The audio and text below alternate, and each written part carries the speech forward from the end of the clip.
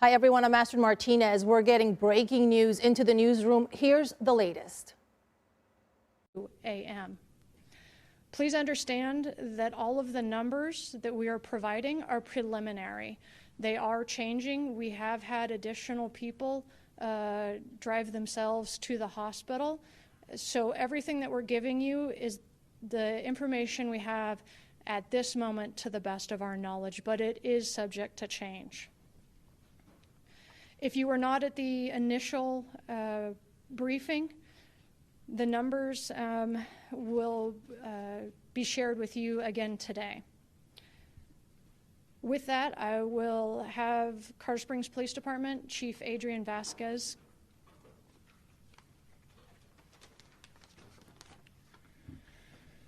Well, good morning, everybody. Thank you for being here on this tragic day.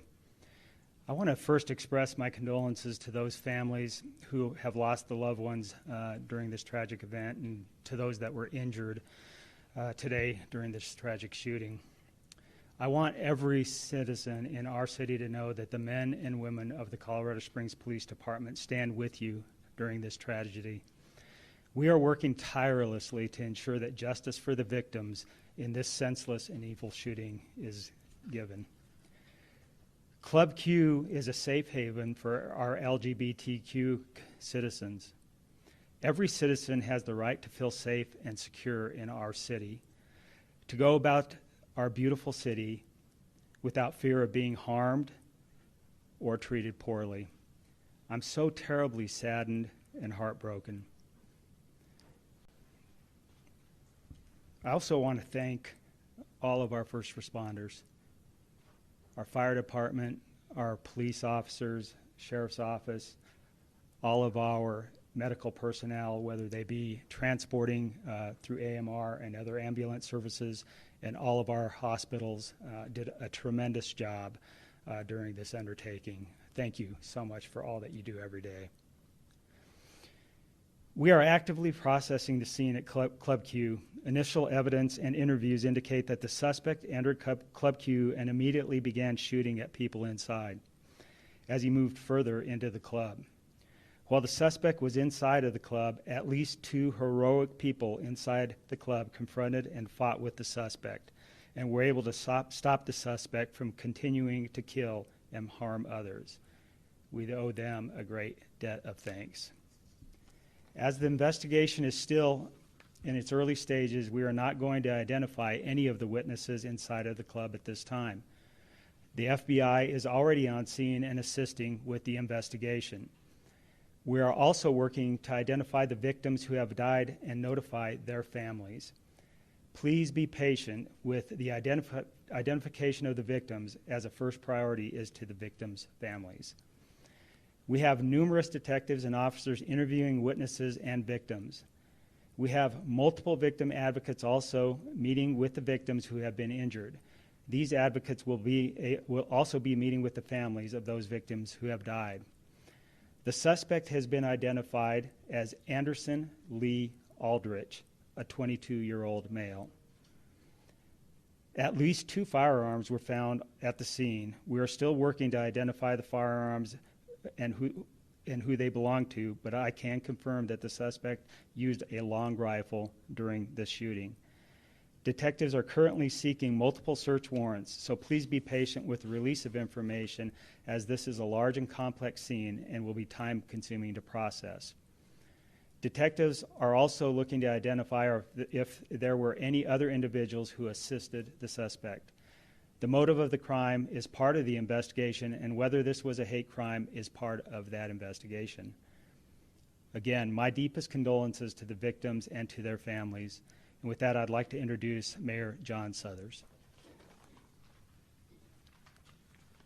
Thank you, Chief. Colorado Springs is once again in mourning after the tragic shooting at Club Q last night.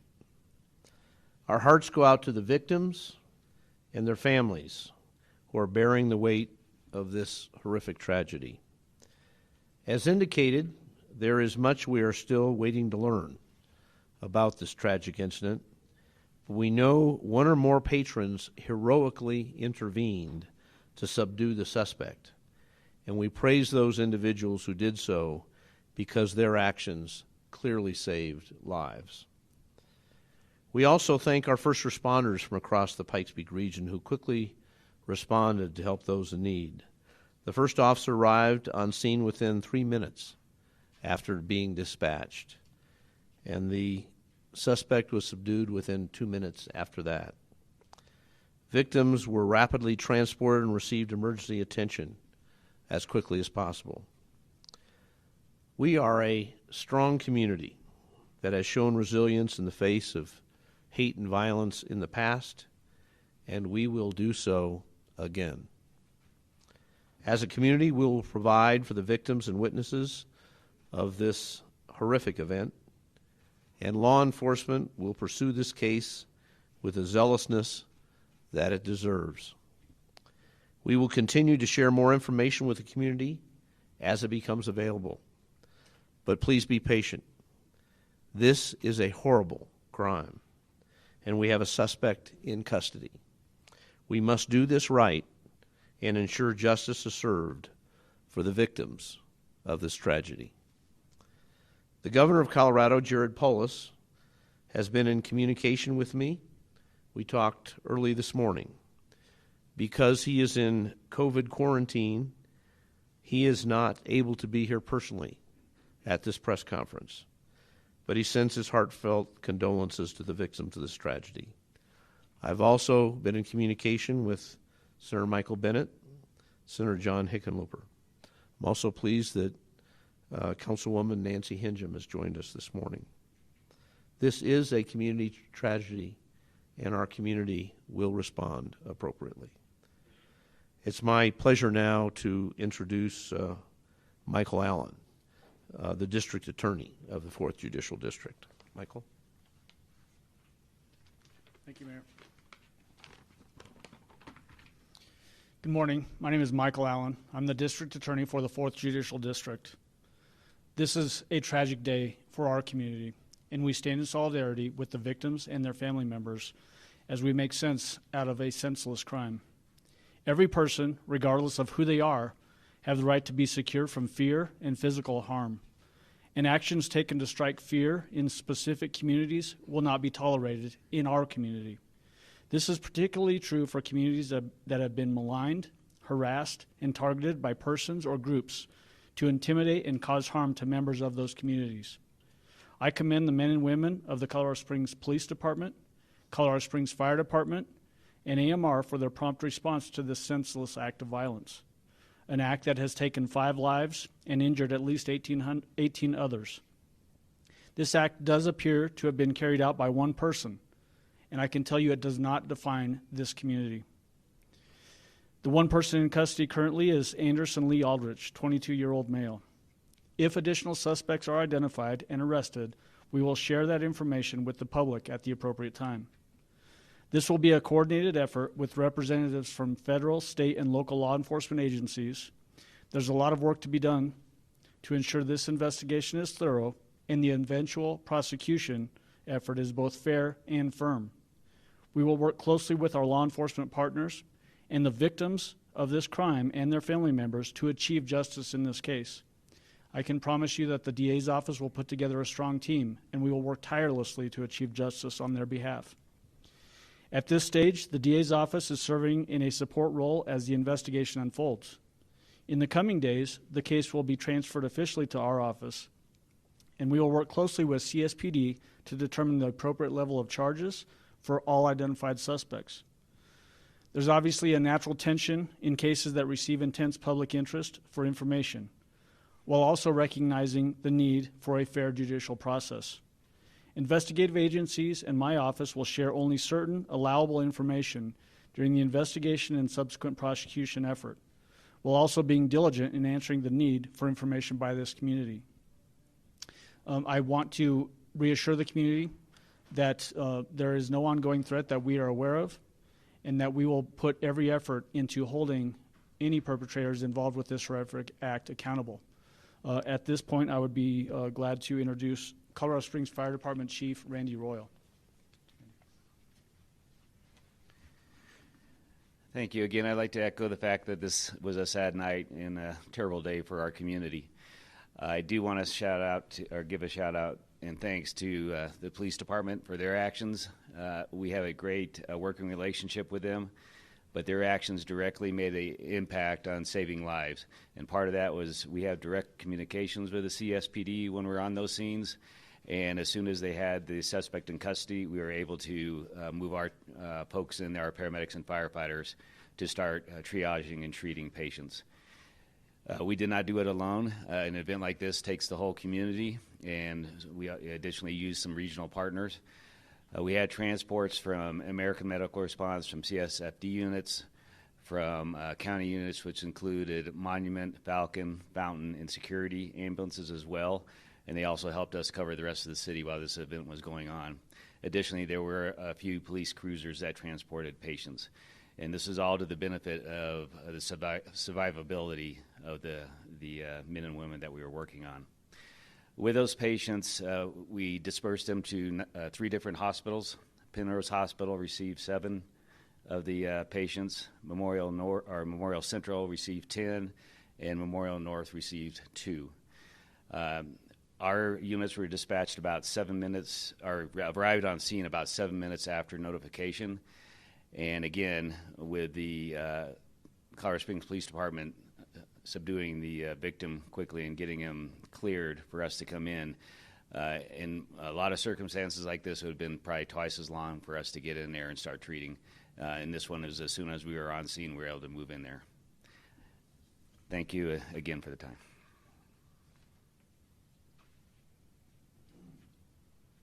We'll have an additional person who's been able to join us. Mr. Cole Finnegan with the U.S. Attorney's Office is going to come up and give some comments too. Good morning. I'm Cole Finnegan, the United States Attorney for the District of Colorado. On behalf of the United States Attorney's Office and the Department of Justice, I want to first offer our deepest condolences to the victims and to their families, and our sorrow for the tragedy that has unfolded here, and our thanks to everyone. We will work closely with District Attorney Michael Allen, with local law enforcement, with Mayor Suthers, and everyone in the Colorado Springs community and in Colorado to ensure that the person who did this is brought to justice. We will work together and move forward. Thank you.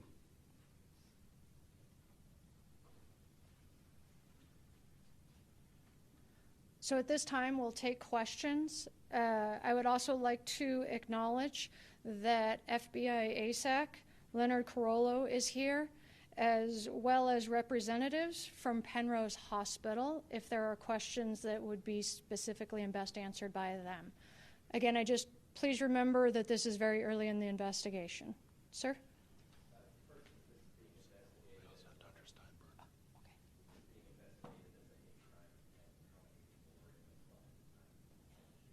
So the question was, is this being investigated as a hate crime, and how many people were in the club at the time of the shooting?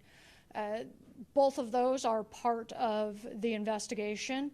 With it being so early, we're not at a point where we can label this investigation as that. That's part of the investigation. How many people is part of the investigation as well? There were numerous officers who initially responded. We had 39 patrol officers who responded from all 4 of our patrol divisions to this. They have interviewed numerous people along with the detectives, but having an actual number of how many people were in there will take a bit.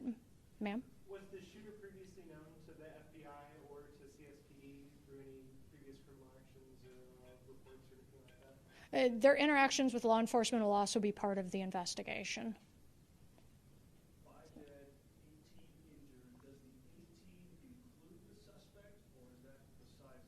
It does not. We separate the suspect from the victims who are injured. Could you describe the suspect's situation right now, the nature of his injury, and at what point he's released? So when he would be released is a medical decision. That wouldn't be proper for me to speculate on when the doctors will make that decision. And then your second question, repeat for me?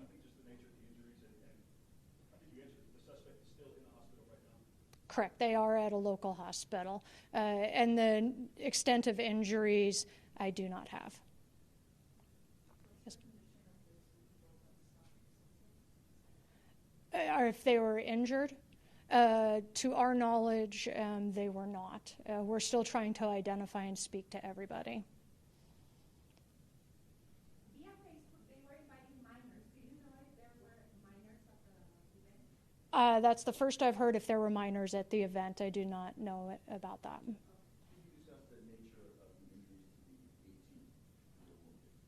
Yes. Well, sir, would you like to come up for Penrose and speak to them? And then we also have somebody to be able to speak from UC Health Memorial Hospital, Dr. Steinbrenner.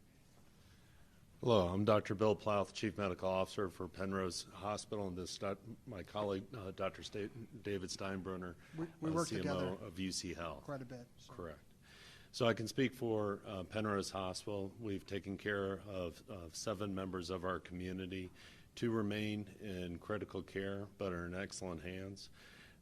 The other 5 patients mainly had extremity injuries, and 2 have already been treated and released back to the community, and then the others have been admitted to the hospital or are still undergoing treatment for that.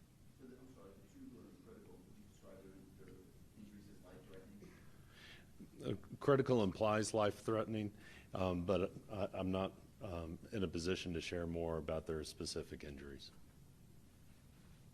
Very similarly, we take care of the patients. They go into the ICU. They have injuries from multiple gunshot wounds and the like.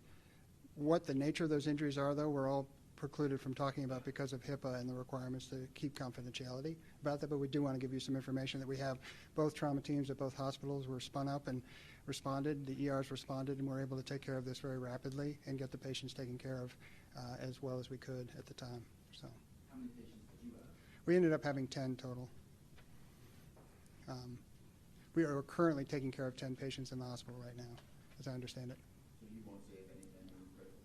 No, we do have patients in critical condition as well, but like anything else, it's a moving target, and there's a lot of personal information about people, so we try to keep that to a minimum, but we have people that we're taking care of, and we have all of our physicians actively taking care of everybody as appropriate depending upon their injuries. So how many were critical? So go ahead. The question is, how many people do we have in critical condition currently right now? I don't have a specific number for that exactly, but we have several people who are being taken care of in our ICU at the moment. So. Chief Vasquez or Mr. Allen, could you help us understand what role CSPD plays and what role the FBI plays? Obviously, they're both involved. The FBI is not going to just take over everything. Could you explain who does what in a case like this? So I'll talk about the investigation, and then DA Allen can kind of come up and talk about prosecution if that works. So the question is, what role does the FBI play, and then what role does CSPD play? From an investigative perspective, we've always had an incredible relationship with the FBI. We have a lot of resources that bring to bear for the investigation. So our detectives from our violent crimes unit, our homicide unit, will take on the lead role from the investigative process. However, the FBI also has a tremendous amount of resources in investigation as well as crime scene processing, as an example. So we will come together, work together, and process the scene and just utilize both resources. However, CSPD is the lead from an investigative perspective.